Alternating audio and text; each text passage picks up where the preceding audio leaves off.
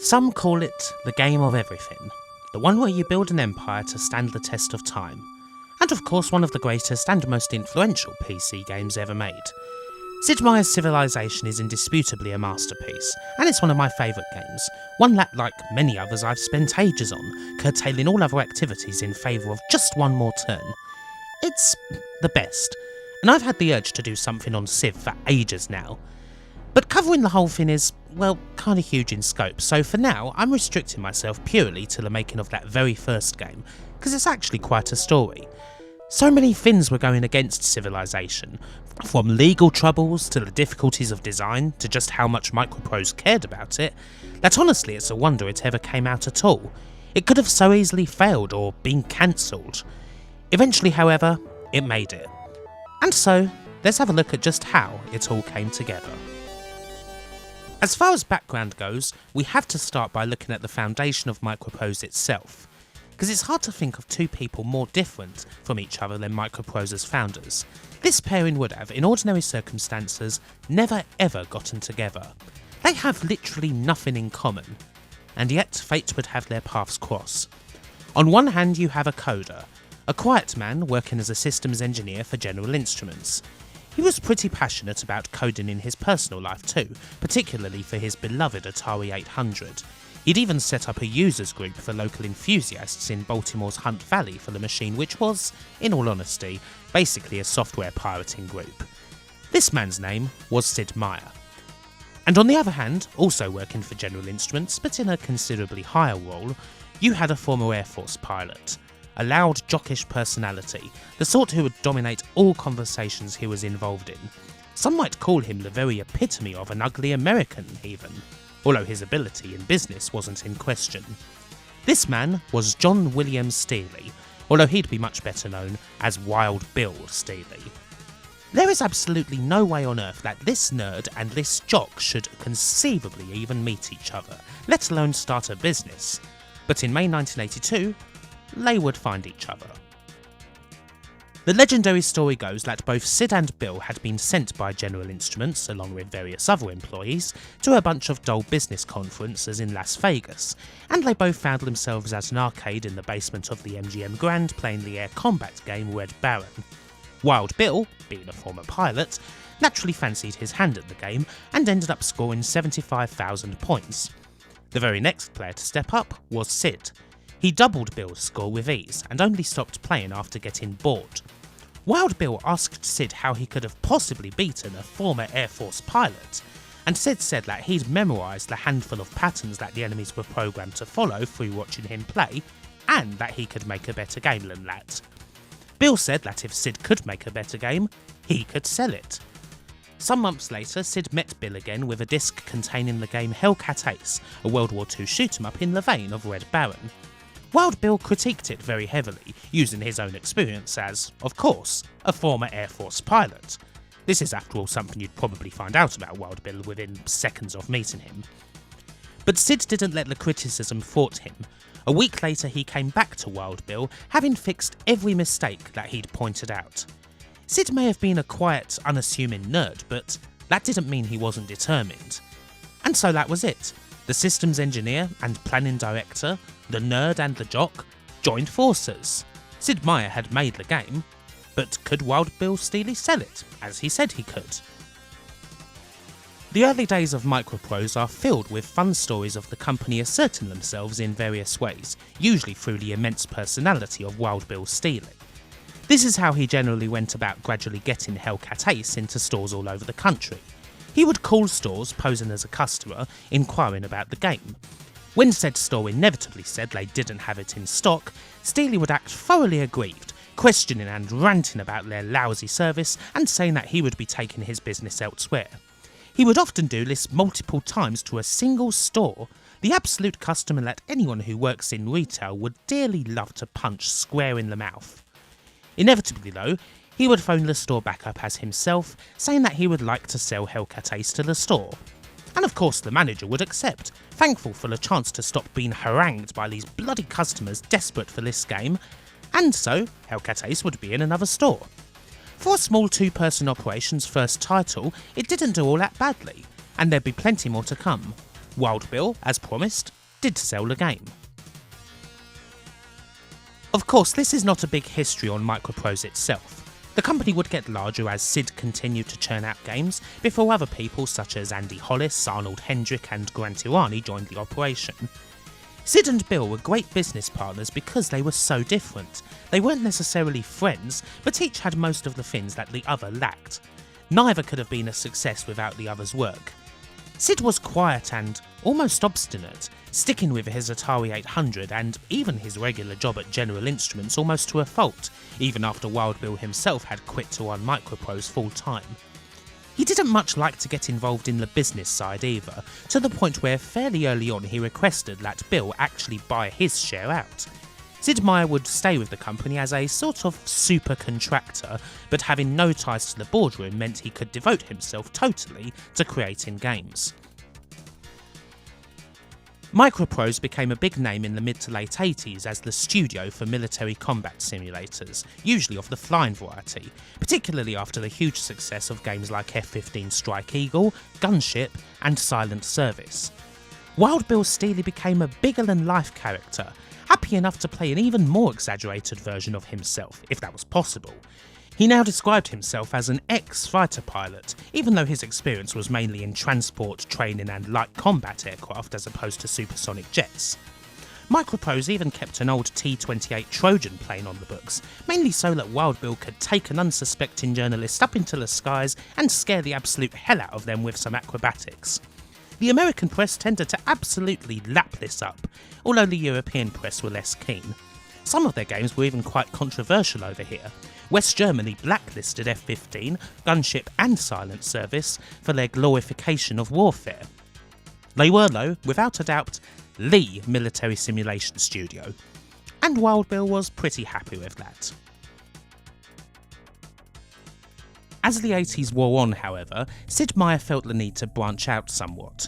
The huge success of Meier-designed games such as F-15 Strike Eagle and Silent Service had not only made MicroProse a successful studio, they'd also made his name and reputation as a successful coder and designer. But flight or submarine combat sims weren't exactly something that Sid was happy to do forever, even if Wild Bill was perfectly happy for MicroProse to release nothing but those sort of games.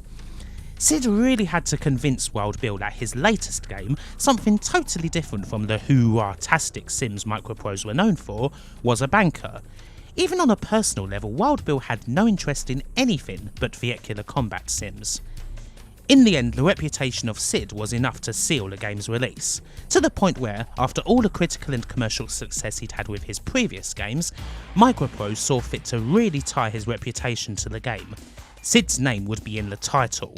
The suggestion for this, apparently, came from none other than Robin Williams. Yes, that Robin Williams.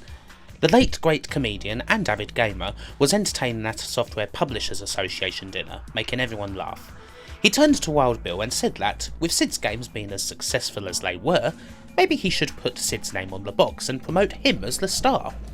Now Robin was, of course, joking, but Wild Bill saw something in it, and when Sid made his push, Wild Bill decided to run the play. Still, having your own name on the game? Now that's a bit of pressure, to be honest. I mean, think about it. If the game had been a load of crap, perhaps we'd have never heard the name of Sid Meier ever again. Fortunately, said game was the 1987 classic Sid Meier's Pirates. This open-ended game where you take on the life of a sea dog in the Caribbean and can basically do whatever you wish, from being a scourge to all nations to a privateer that helps empires out in times of war, was a revelation. Even though the idea of taking on a person's whole career had already been explored in the Arnold Hendrick designed Gunship, Pirates offered way more freedom even than that, with no set missions as such. You were left to your own devices, free to roam, with every new expedition offering the promise of something different and the chance to better your prospects come the time you finally retire. You could hunt for treasure, raid towns and capture the silver train, marry a governor's daughter. There was seemingly no end to the game's freedom, and it was naturally a big hit. Wild Bill may have known nothing about any game that wasn't a flight sim, but he often trusted in Sid Meier's instincts, and he was certainly correct to do so here. But Sid would soon take his exploration of open-ended games a few steps further. Sid has made no bones about the game that inspired him to really plunge into games that were more open-ended, sim-like and based around building a world. Will Wright's seminal 1989 title SimCity was, for Sid, a revelation, something that utterly gripped him as it did many others. Meier was introduced to the game by the man he'd picked out as his assistant at MicroProse, Bruce Shelley, who had previously spent a fairly unremarkable few years working for tabletop game giants Avalon Hill. However, if there was one thing that Sid wished SimCity did have, it was an actual goal of sorts. Whether it was a competition with others or just some sort of final mark that signified the game's end. Needless to say, the game would become a major influence on the projects that Sid was then working on most of the time, the game that was, at that point, called the Golden Age of Railroads. Taking both influence from his experience and his critique of SimCity, Sid turned what was at this point little more than a virtual toy train simulator into much more of a challenge that required the player to be more logical in their implementation of routes between cities in order to run a successful railroad, with the addition of resources that needed to be transported and, late on in development, several other railway barons to compete against in a game of efficient networking and economic strategy. While Sid was undoubtedly the lead designer, Shelley's role was important as a sounding board and partner in crime, occasionally one who had ideas of his own, to the point where he was credited as co-designer on the eventual game, Sid Meier's Railroad Tycoon. Some people, such as Avalon Hill's president Eric Dott, may have sneered at this credit. Dott saw the game as somewhat similar to a tabletop title by the name of 1830 Railways and Robber Barons that Bruce Shelley had actually worked on during his time at the company. Ultimately, Wild Bill was able to sort out this diplomatic spat with no damage, but there would be a sequel later on. However, in any case, Meier and Shelley spent a whole load of time immersing themselves not just in this game, but in everything about the history of the railroad. This had become a labour of love, a game of passion. It wasn't just risky on a commercial level, seeing as MicroProse weren't exactly known for games like this, it was risky on a personal level. This wasn't even the game that Sid Meier was supposed to be working on. Sid's main project was supposed to be the spy game Covert Action, a much more traditionally MicroProse type project, one that a previous designer had abandoned and had been left to Sid to sort out. And yet Sid himself wasn't able to really convert it into, for him, a particularly satisfying game. Or rather, he perhaps wasn't devoting as much time as he should to that because of his interest in the railroad game.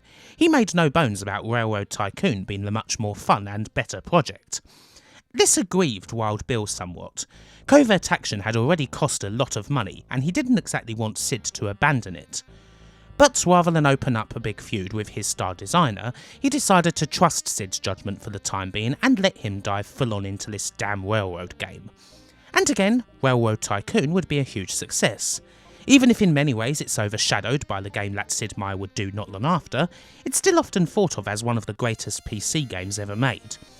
Covert Action in the meantime, which Wild Bill forced Meier and Shelley to return to despite their desire to make a Railroad Tycoon 2 themselves, would still never quite come together for Sid. The game was pretty well received, but not to the same level, and Sid's heart was elsewhere. Sid Meier's obstinacy when it came to Railroad Tycoon, in the end, was a correct choice, even if it wasn't necessarily because of Sid's personal attachment to it. MicroProse had made their name as the flight simulator studio, but their success in the field had started to reach saturation point. There weren't a lot of other places they could go. Worse still, they'd had their first serious failures. An attempt to establish a European hub was an unmitigated disaster fraught with Wild Bill personally accusing the UK managers of embezzling money, miscommunication at every level, essentially being shut out of the huge West German market due to the aforementioned blacklistings, and the pointless acquisition of Telecomsoft from BT.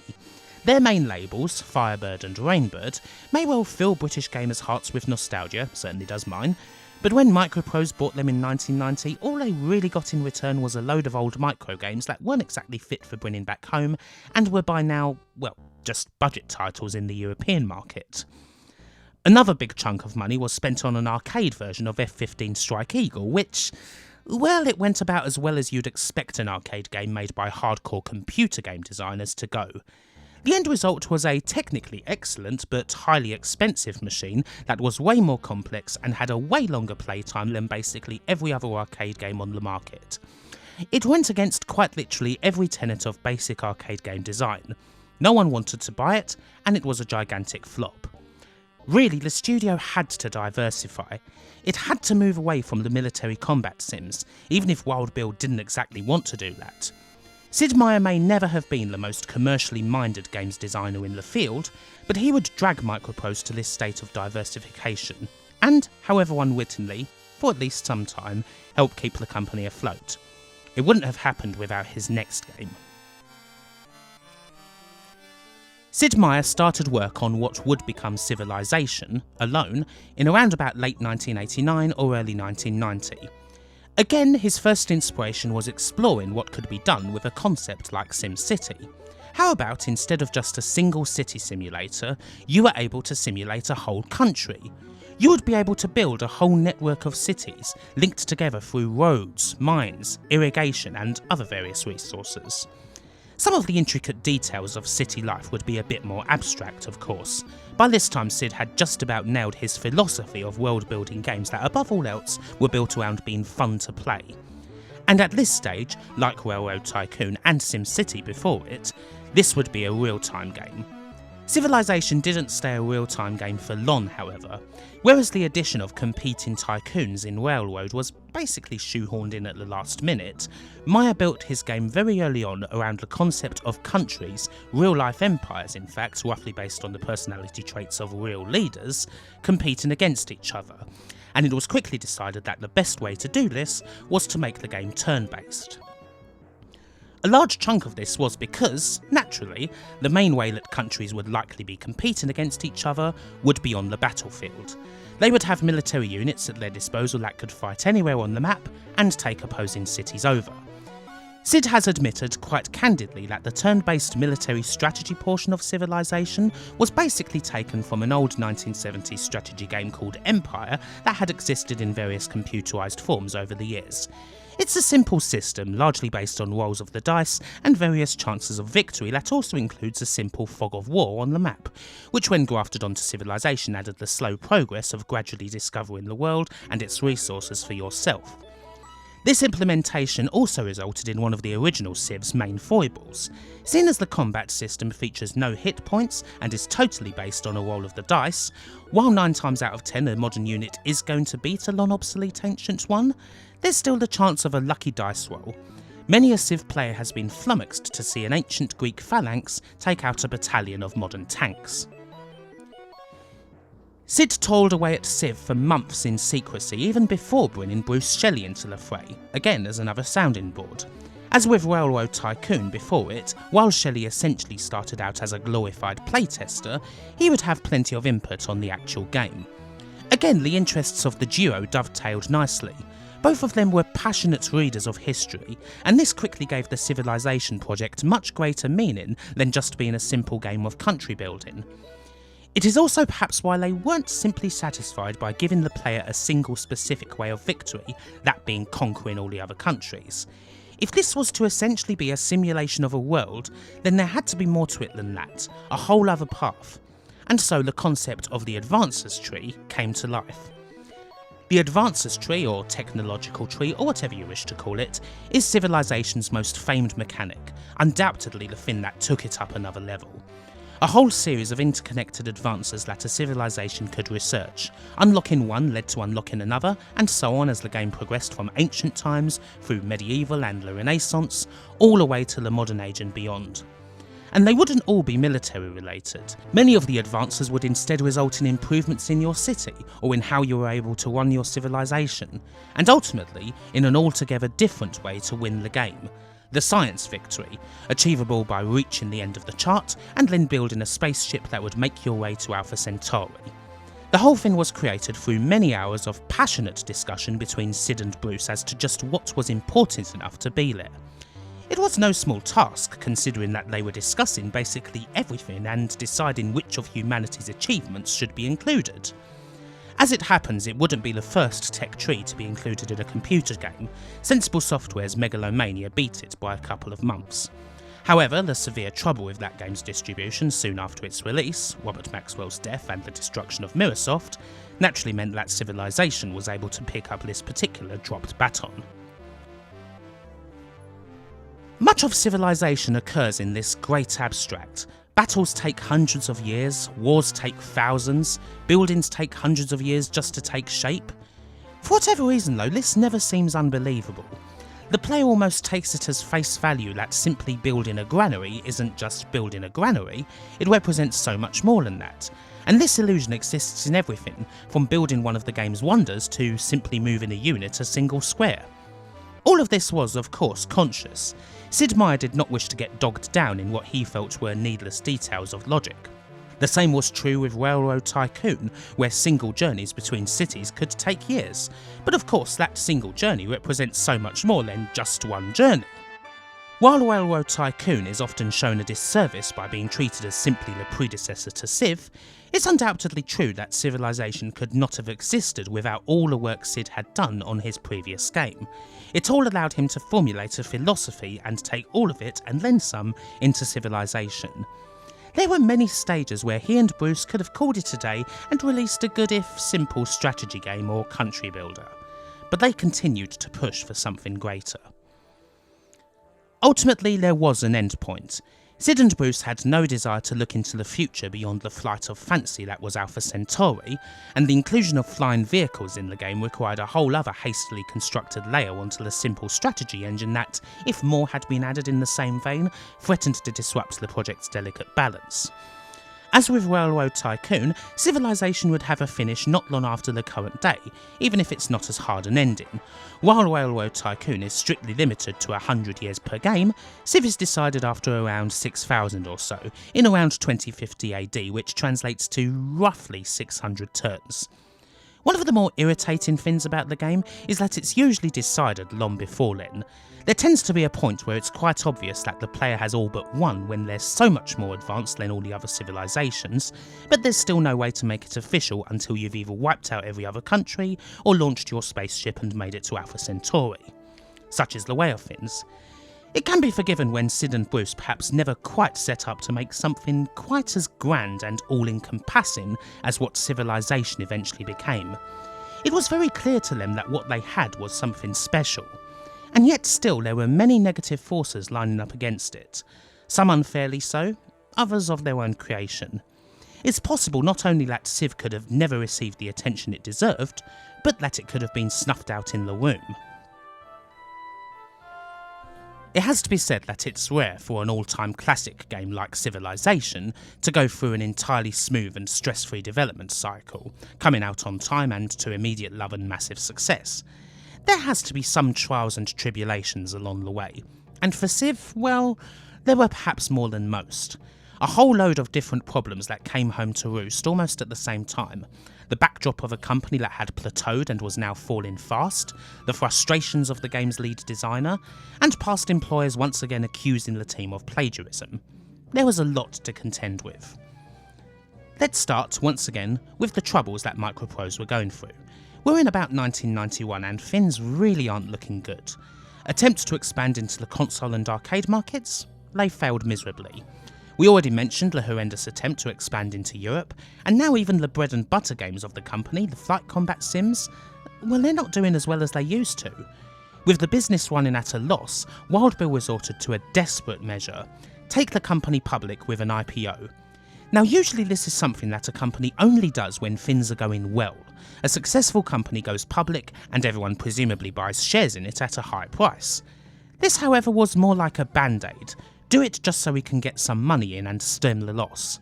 They even did the thoroughly arsehole-ish thing of stopping paying affiliate companies who published through them, just because they were looking for anything that made potential shareholders think that the company weren't losing as much money as they actually were.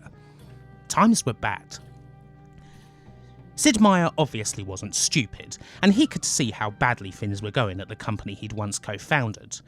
In these desperate times, MicroProse were trying to stick as much as possible to what they knew, forgetting about the attempts to diversify their games. It was undoubtedly for the best that Sid was just a contractor for Microsoft, albeit an exclusive and highly treasured one.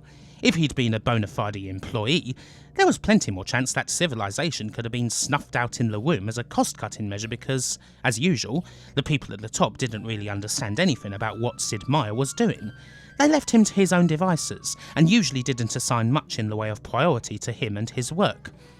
Sid Meier himself once said that he didn't think folks like Wild Bill had even the slightest clue about what they had with Civilization until the game started selling. Sid and Bruce Shelley were most certainly thinking about leaving MicroProse around 1991 or so, but for whatever reason, he decided to stick on for the time being and get Civ out through them.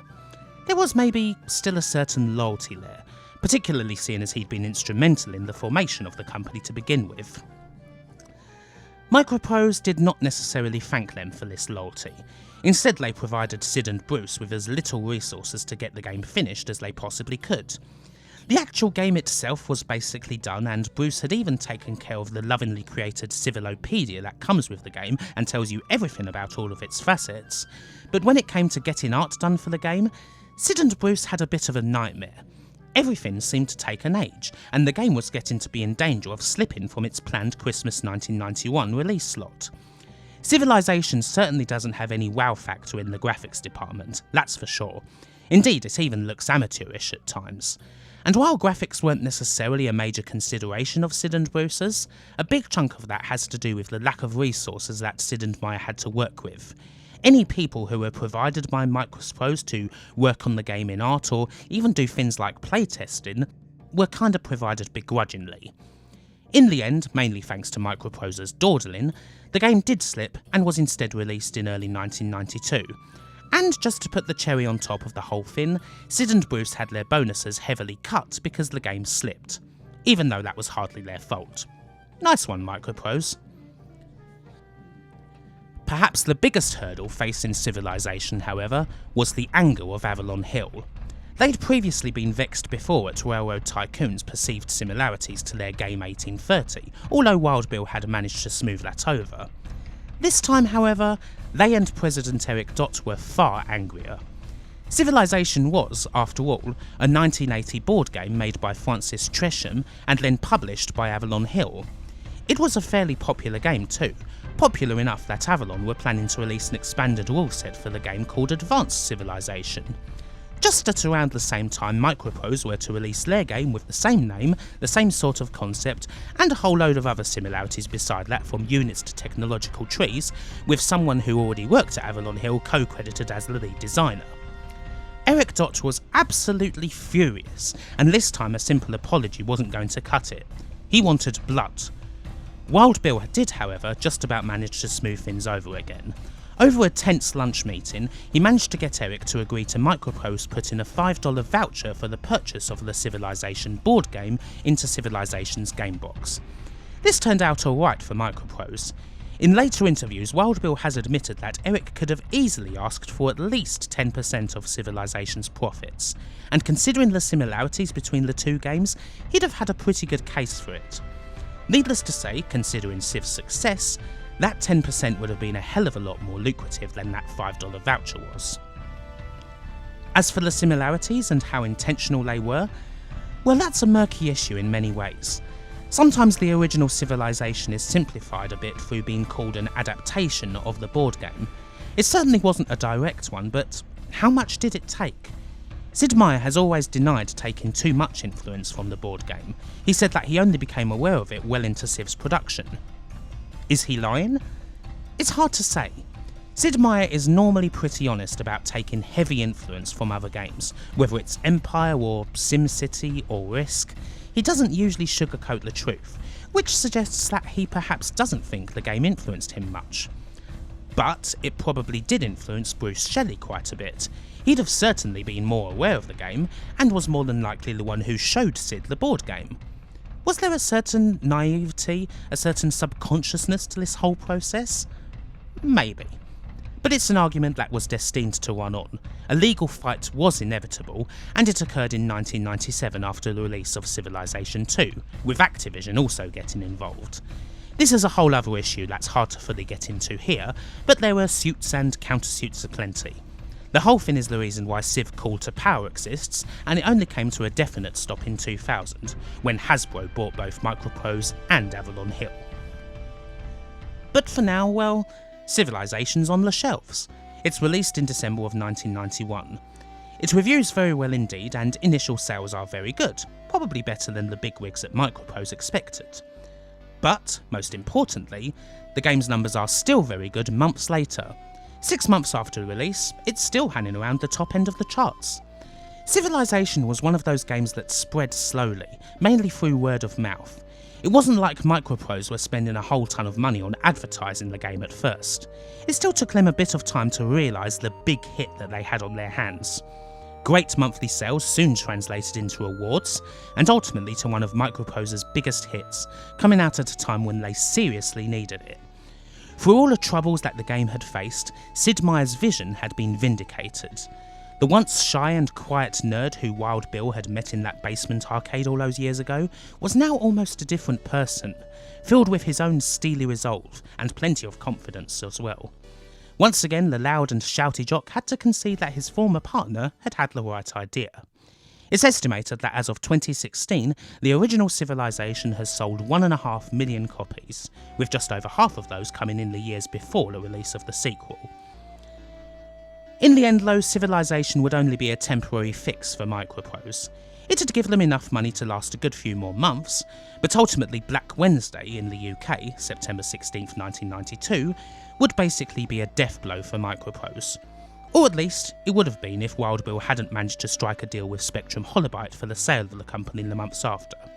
If it hadn't been for Civilization, maybe that deal never happens.